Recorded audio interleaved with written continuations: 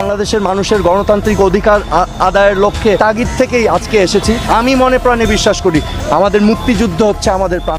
অবৈধ সরকার এবার বীরের মতো মাঠে নামার প্রস্তুতি নিচ্ছে দলটি। আওয়ামী লীগের এই করুণ দুঃসময় সোহেল তাজকে পাশে পেয়ে নতুন কর্মসূচির ঘোষণা দিলেন শেখ হাসিনার পুত্র সজীব ওয়াজেদ জয়। দলের বর্তমান চ্যালেঞ্জিং সময়ে শেখ হাসিনার পুত্র সজীব ওয়াজেদ জয় ঘোষণা দিয়েছেন নতুন কর্মসূচি। বাংলাদেশে যদি গণতন্ত্র নতুন বাংলাদেশ গড়ে তুলতে হয়, আওয়ামী লীগ ছাড়া সম্ভব না। আওয়ামী লীগ কোথাও যাবে না, আওয়ামী লীগ শেষ হয়ে যাবে না, আওয়ামী লীগকে শেষ করা সম্ভব। অন্যদিকে সোহেল তাজের গুরুত্বপূর্ণ সিদ্ধান্তের প্রশংসা করেছেন সজীব ওয়াজেদ জয়।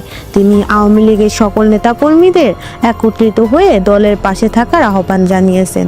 প্রিয় দর্শক, দেশের বর্তমান রাজনৈতিক পরিস্থিতি নিয়ে আপনার মতামত জানাতে ভুলবেন না। কমেন্টে জানান আপনার মূল্যবান মতামত। ভিডিওটি পছন্দ হলে একটি লাইক দিন এবং নতুন আপডেটের জন্য আমাদের চ্যানেলটাকে সাবস্ক্রাইব করুন। রাজনৈতিক বিশেষজ্ঞরা ধারণা করছেন আগামী 16 ডিসেম্বর রাজপথে আওয়ামী লীগের শক্তিশালী অবস্থান দেখা যাবে। তবে দলটির পক্ষ থেকে এখনো আনুষ্ঠানিক কোনো বার্তা পাওয়া যায়নি। তবুও অনেকে মনে করছেন যে কোনো সময় বড় ধরনের পদক্ষেপ নিতে পারে আওয়ামী লীগ। শেখ হাসিনা নামতে পর্যন্ত মাংস মাছ চোখকে দেই না বাবা, আমরা গরিব মানুষ। আমাগুলান গরিব মানুষ 70-80 টাকা কেজি আমরা চাল খাইতে পারুম। আমাকে আগে সরকার চাই, হে শোক হয়েছে। আমনে নেত্রী শেখ হাসিনার সময় ঘরে ঘরে জুতা গুনে না, এখন ঘরে ঘরে জুতা গুনে।